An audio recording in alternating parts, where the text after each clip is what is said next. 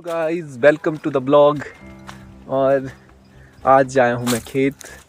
और यहाँ खेत में काफ़ी आपने देखा होगा कि बहुत टाइम से एक ड्राई स्पेल है वो चल रहा है, बारिश नहीं हो रही है। पिछले 2-3 दिन पहले थोड़ा सा मौसम हुआ था बारिश वाला, बट फिर भी वैसी बारिश नहीं है जो कि अभी जो हमारी विंटर मानसून जिसे हम कहते हैं वो अभी ज़रूरत थी। और मतलब जो हमने फसल बीजी है गेहूं की, उसके लिए बहुत ज़रूरी है इस टाइम पानी। और थोड़ा सा हम लास्ट फ्यू ईयर से देख रहे हैं कि जो वेदर पैटर्न है वो बहुत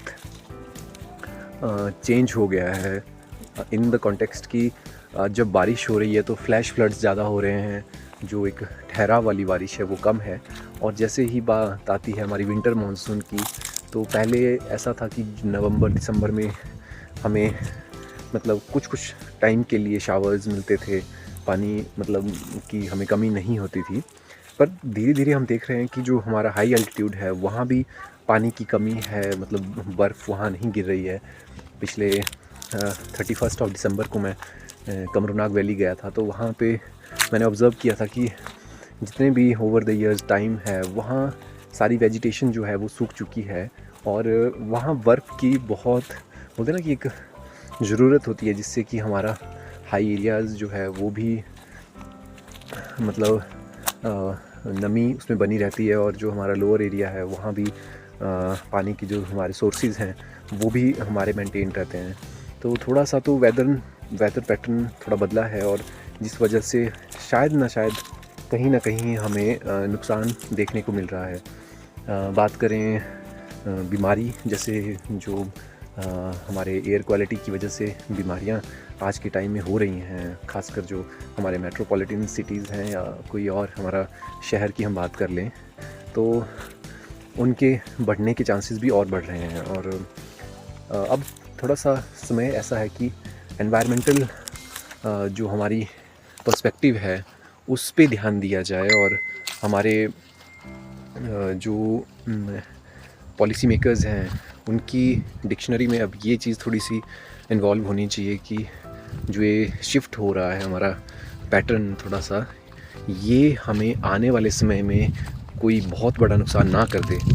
इसके लिए कोई शोध या कोई ऐसी मतलब स्ट्रीम पे काम किया जाए कि कोई आगे ऐसा प्रॉब्लम ना हो, इस पे कोई रिसर्च की जाए, तो वो एक हो सकता है।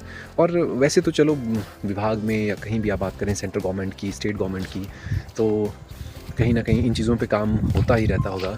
बट एक यूँ कहें कि विशेष तौर पे इसको अपनी पॉलिसी में, बजट में, इन सभी चीज़ों में इसको इनकॉर्पोरेट करना पड़ेगा। और हमारी एनवायरमेंटल रिस्पॉन्सिबिलिटीज़ के लिए थोड़ा सा हमें और सजग होना पड़ेगा आगे।